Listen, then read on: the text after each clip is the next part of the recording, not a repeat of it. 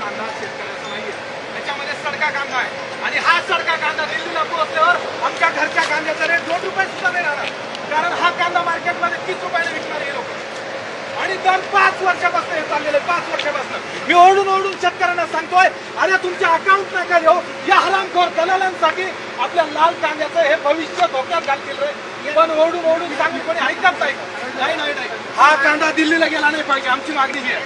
हा कांदा इथंच काय हा एक्सपोज झाला पाहिजे. नाही कलेक्टर साहेबांपेक्षा मोठा कोणी आहे का? त्यांच्याकडे मागणी मागितली, CWC ला मेल केलेले आहेत, नाफेडच्या ऑफिस मध्ये जाऊन आमचे पाय शिजलेले आहेत. 5 वर्ष करतोय ही ट्रेन तिकडे गेली तर आमचे कांद्याचे बाजारभाव पडणार. ही काळ्या दगडावरची रेग आहे. आणि मग ते कांद्याचे बाजारभाव पाडण्यासाठी ही ट्रेन आहे का? परत ट्रेन मध्ये कांदा असतात गोष्ट वेगळी, सडलेला कांदा आहे हा, एवढा कांदा आहे. काय चाललंय हे सगळं मुलासाठी नाही.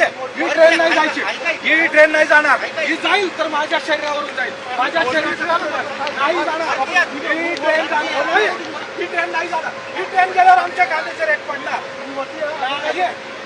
नाही बोलणार नाही. ट्रेनच्या पुढे झोपणार मी. तुम्ही बघा, मी नाही जाणार आहे. तिला फ्लॅग दाखवायला अधिकारी आलेले नाही. ही ट्रेन जाणार नाही. आणि नसेल तर एक बोगीतली एक कोणी दाखवा आम्हाला, काय तिच्यात काय आहे दाखवा आम्हाला. तिच्यात होऊन जाऊ द्या. जर मी चुकत असेल मला फाशीवर द्या. तिच्यात काय आहे दाखवा आम्हाला. काय खेळ लावला आमच्या सोबत? ही ट्रेन दिल्लीला पोहोचली का आमचे कांद्याचे बाजार पडणार. आणि या सडक्या कांद्यासाठी बाजार पाडायचे. आणि दिल्लीचे असे कोणते नागरिक आहे? तुकाराम मुंडे साहेबाला म्हणा इकडे येऊन बघा, आळ्या पडलेले कांदे नागरिकांसाठी चाललेले. आणि नाशिकचा कांदा असा नाहीये, 8 महिने सडत नाही नाशिकचा कांदा. हा कांदा नाशिकचा नाहीये. हा हरामखोर दलालांनी एवढा कांदा MP तून आणला. जो रॉ कांदा आहे, जो फेकून दिलेला कांदा आहे, तो कांदा साठवून इकडे चाललाय. किती अर्ज करायचे, कुणाकडे करायचे?